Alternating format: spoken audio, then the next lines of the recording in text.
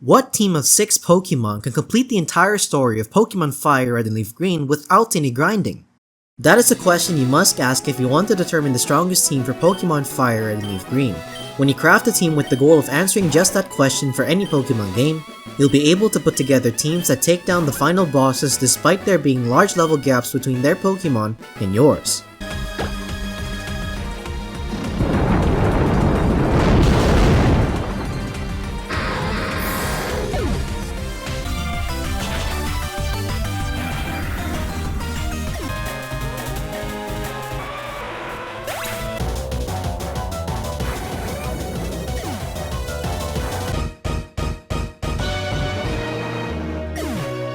By the way, those battles were fought on set mode and without using any revives or X items. This video will focus on the team for Pokemon FireRed and LeafGreen using Charizard as your starter that can take you from Brock all the way to Blue, defeating both trainers as well as every trainer in between without having to go out of your way to raise the levels of your Pokemon. No battling wild Pokemon, no searching for extra trainers, nothing. In my test playthrough, this team was able to defeat Blue, who has a Pokemon with as high a level as 63, with a team of 6 Pokemon whose members did not reach higher than level 37. This is more than a 25 level difference, which is normally too big a gap for other teams to handle. I am DFuego, and this is the strongest team for Pokemon FireRed and LeafGreen using Charizard as your starter.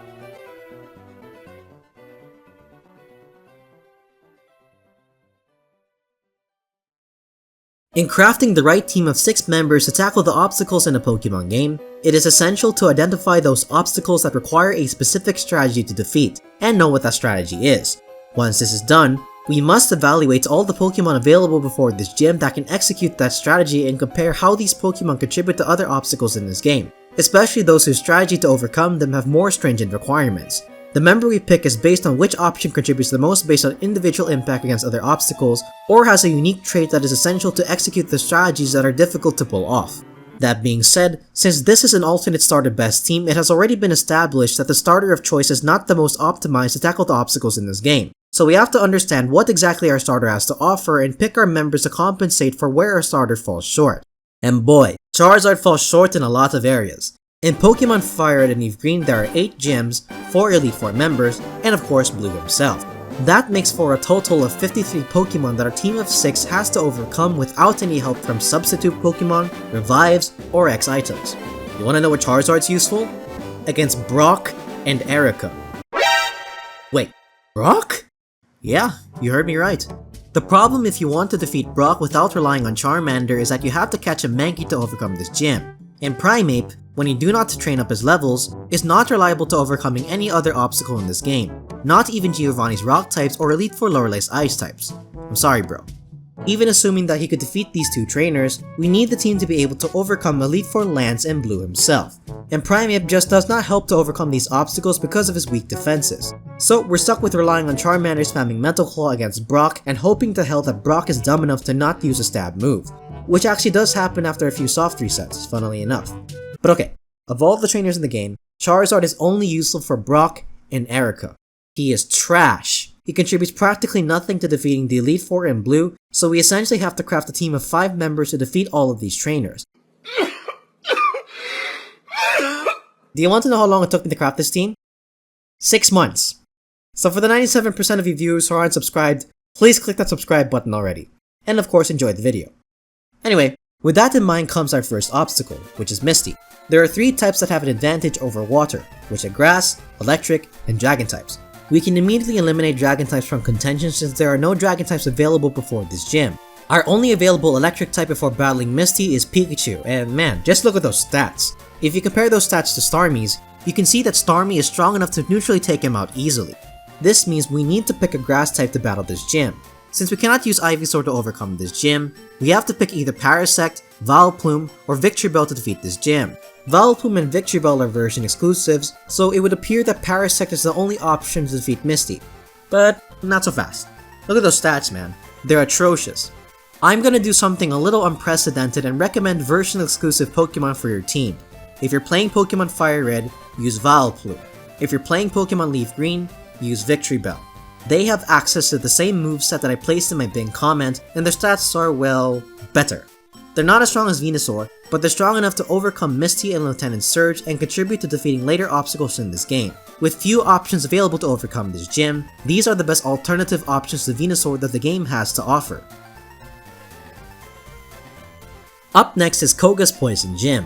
This gym is a hassle to defeat without the right preparations because his monk spams the move Minimized, which boosts his evasiveness. It is pretty hard to take down an opponent that he cannot hit. This is why it is important to defeat him before he has a chance to boost his evasiveness, which means we have to go on offense. There are two offensive types strong against Poison, which are Ground and Psychic. Since Coughing and Wheezing both have the Levitate ability, it is better to pick a Psychic type than a Ground type. The Psychic types available before challenging his gym are Mr. Mime, Hypno, Jinx, and Alakazam. Hypno's stats are not on par with the other options for this gym, so he is eliminated from contention.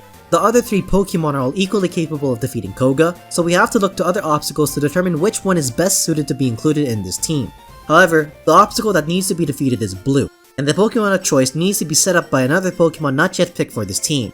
So to avoid making this discussion confusing, I'll skip this obstacle for now and bring up the discussion to pick the best of these three options when we discuss how to defeat Blue.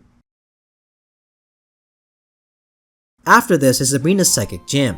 The Psychic type is the strongest type in this game because the types strong against it, which are Dark, Ghost, and Bug, have very few options. There are no Dark type Pokemon in this game, and the only Bug type Pokemon with decent stats are Scyther and Pinsir. Pinsir learns no Bug type moves for some reason, and Scyther's natural moveset only has a Bug type move at level 46 which cannot be reached in this game without extra grinding. The only way to give him a stab move is to breed an egg with a Pokemon that knows the move Silver Wind. But that move only has a base power of 60, so the Bug type is not ideal for overcoming this gym either. With regards to the Ghost type, there is only one Ghost Pokemon in this game, which is Gengar, who is outsped by Alakazam. Gengar is weak to Psychic types because of his secondary Poison typing, so he would lose to Alakazam. In my original best team and my non-trade evolution best team for Pokemon FireRed and LeafGreen, I chose Chansey to overcome this gym because of how easily she tanks special attacks. Her role was to contribute to taking down the remaining special attackers in the game, which include Elite Four Lorelei, Elite Four Lance, and Blue's Alakazam.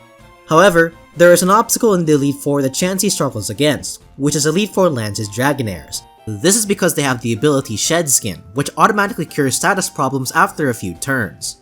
This makes it so that Chansey cannot reliably Toxic Stall them, and since they know the move Hyper Beam, which is a physical attack, they can defeat Chansey. This was not a problem in the original and non-trade Evo best teams because Venusaur would come in after the Dragonairs were baited into locking themselves into Outrage, and then use Leech Seed on them after tanking one of their hits. Chansey could then come in and spam Soft Boil to recover health loss from Outrage, and she would essentially Leech Seed stall these two Pokemon. In the original best team, she could also pivot into Gengar after Dragonair became confused to avoid damage from Hyper Beam, and then Gengar could pivot back into Chansey since Dragonair would use Outrage against Gengar. In the non-trade evolution best team, Tauros, Gyarados, or Kabutops could substitute for Gengar's role in pivoting with Chansey to nullify the effectiveness of Hyper Beam while baiting Dragonair to lock himself into Outrage once more. The problem though in this team is that since Charizard is our starter, we cannot use Venusaur, and neither Victory Bell nor Vileplume know Leech Seed. In other words, there is no reliable way to stall Dragonair. You might be wondering why exactly this affects Chansey's viability to be included on the team when she is the best option to defeat Sabrina's Psychic types. The reason is that there's actually another bulky Pokemon capable of taking down Sabrina, although his special defense is not as inherently strong as Chansey's. This Pokemon is Snorlax. What though can Snorlax do to defeat the Dragonairs that Chansey cannot? Well, to answer that, we have to look at his stats and his moveset. You see, with Chansey, the trade-off for being able to tank the special attacks to practically any Pokemon is that her physical defense is pretty much non-existent. With Snorlax, some of Chansey's special defenses are distributed to his physical defense, which means that he can handle physical attacks as well. That said, his physical defense is still not that great, so he needs some help, but that will be discussed in more detail later in the video. As to why this is relevant to defeating Elite Four Lance's Dragonairs, well, let's take a look at Snorlax's moveset. The key move here is Belly Drum.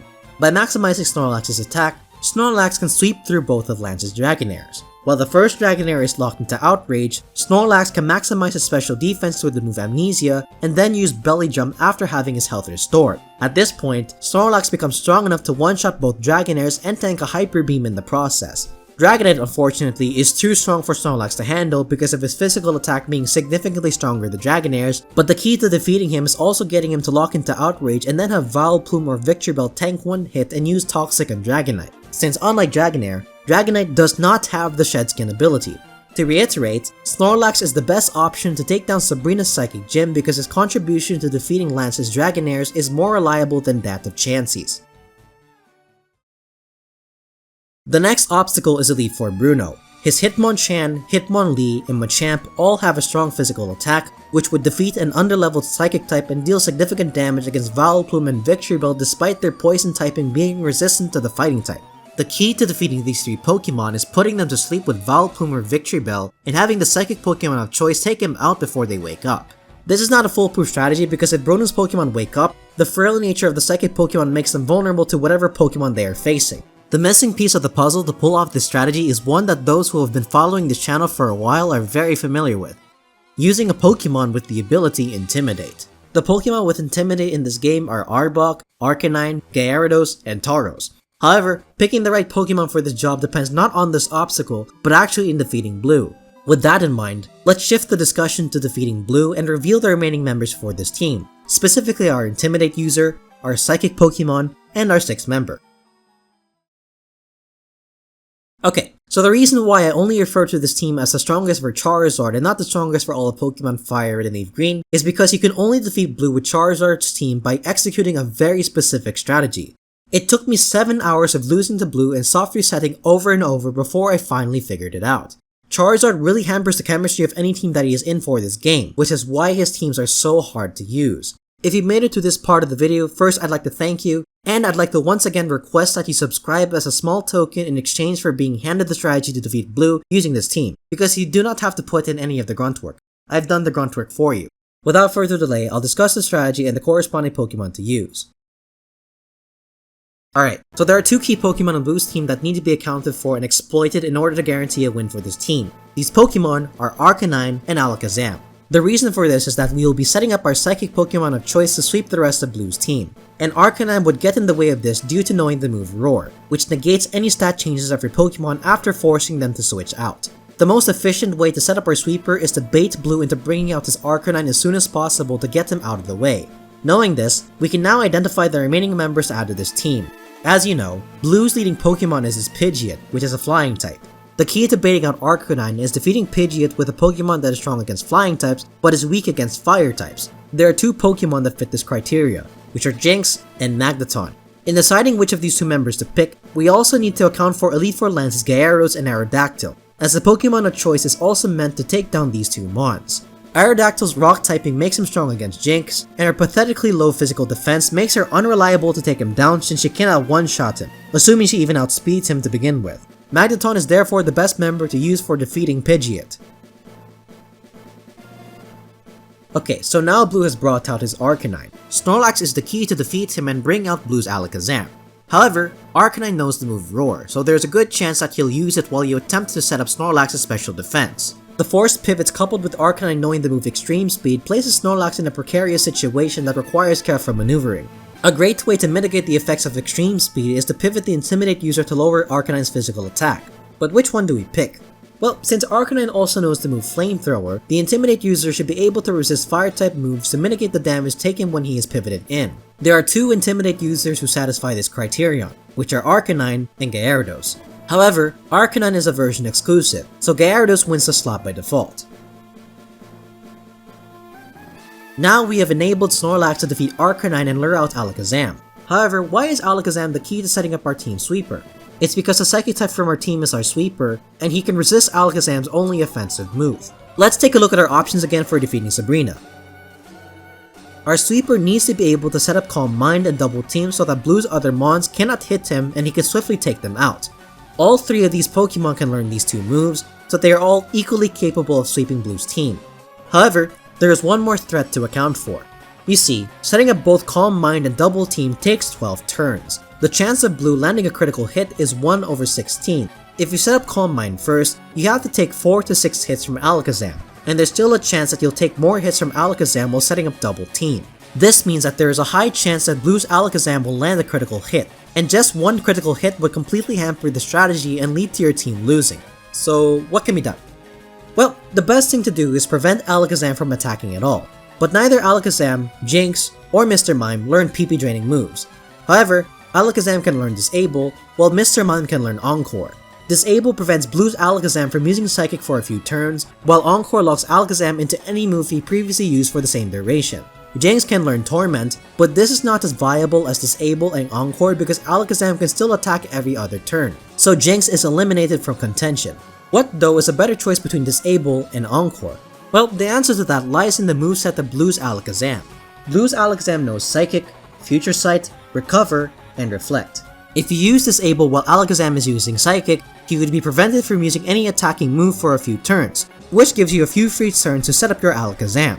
On the other hand, in order for Encore to be effective, Alakazam has to use one of the other 3 moves. The problem with this is that he does not use the other 3 moves that frequently. For example, when it comes to Recover, it is very unlikely that he will use this move because you have to attack him first, and if you were to do that, you would waste Vital PP since your Pokemon has not yet been set up and is therefore still weak. When it comes to both Future Sight and Reflect, Alakazam will only use either move once every couple of turns, so in order to use Encore correctly, you have to perfectly time it for when Alakazam uses one of these moves, which though possible, is much harder to do. Disable is more reliable to use because it is easier to predict when Alakazam will attack, and since between these 2 options, Alakazam is the one that learns Disable, he is the best Psychic user to beat Sabrina and sweep the rest of Blue's team. But, if you're too lazy to trade with yourself and don't want to click the link in my pinned comment to learn how, you can still use Mr. Mime. If you want to give yourself a harder time setting up your sweeper to defeat Blue because you cannot take a few minutes to learn a trick that gives you access to so many more Pokemon in the Game Boy games, well, suit yourself. That's no longer my problem. Use your Psychic Sweeper of choice to set up Calm Mind and Double Team, and then watch as he takes out a good chunk, if not the rest, of Blue's remaining members. With this team of 6 Pokemon, you can complete the story of Pokemon FireRed and LeafGreen from the first gym to the champion without having to go out of your way to raise your Pokemon's levels. And there you have it, the strongest team for Pokemon FireRed and LeafGreen, with Charizard as your starter. I have been receiving a lot of requests for this video, so I prioritized it over other teams. It was really hard to put together this team because of how bad Charizard is in this game. So for those of you belonging to the 97% of those who aren't subscribed and have made it to this point of the video, please click the subscribe button. And drop your teams in the comment section below for a chance to be featured in my upcoming Best Team series. That's pretty much it for this video, thanks for watching. DFuego, signing out.